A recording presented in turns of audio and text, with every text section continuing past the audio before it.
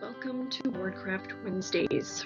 My name is Kathleen Fox. I'm a literary agent and a professional freelance editor, and with these little videos, I aim to bring you bite-sized advice on your line-level writing. This week, I'll be going over dialogue tags and action beats. So first of all, what is a dialogue tag and what are action beats? Dialogue tags are informative. They let us know who is doing the talking, but they are often overused.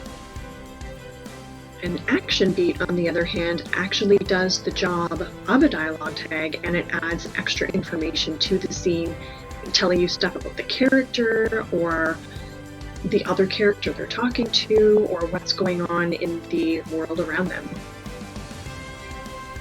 I am a big fan of action beats. I think they are better than dialogue tags. Dialogue tags are only necessary when we need to establish who is talking. And once the reader understands who's saying what, trust them to be able to continue to understand who's saying what, and use action beats instead. This also helps keep the scene active and engaging. Action beats can basically let the reader read between the lines on many levels. They can show what a character looks like, they can show what the scene looks like, they can show you facial expressions, but in that facial expression, they can start to theorize about what that expression might mean. It can give us cues, tells, and habits, which could come in handy later on, a character's emotional reaction, power dynamics between characters, and unspoken conflict or subtext. So these are just a few examples of how powerful action beats can really be. They also help pace the dialogue. In terms of punctuation, I often see action beats commonly misused as dialogue tags and vice versa. So in this example, "That was funny," he said.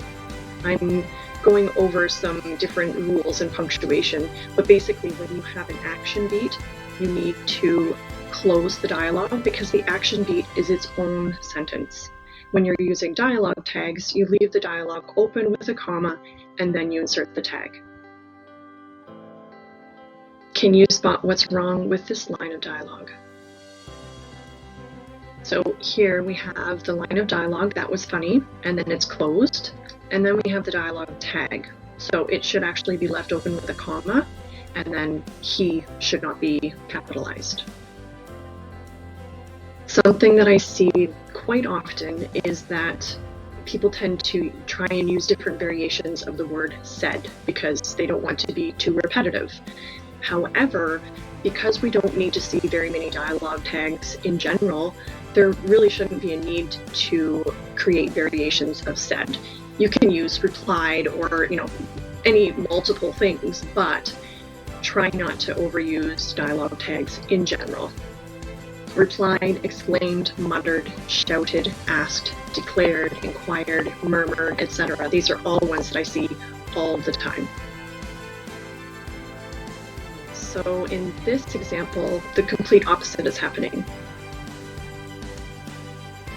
If you read this out loud, it will help you determine what's wrong with it, what's not working. "That was funny," he laughed. You can't actually laugh a dialogue. So laughed is actually an action beat, not a dialogue tag. And then when you're, of course, using an action beat, it's its own line, so close the dialogue and then add the action beat as a separate line. To take that one step further, you can use a stronger adjective than funny and a stronger verb than laughed, and this will help elevate your line level writing even more. Technically, you can use a dialogue tag and an action beat together, but I don't recommend doing this too often because then it tends to turn into a run-on sentence. So all in all, my advice is to use action beats more than dialogue tags. And sometimes you don't need anything at all. Sometimes less is more, so do keep that in mind as well.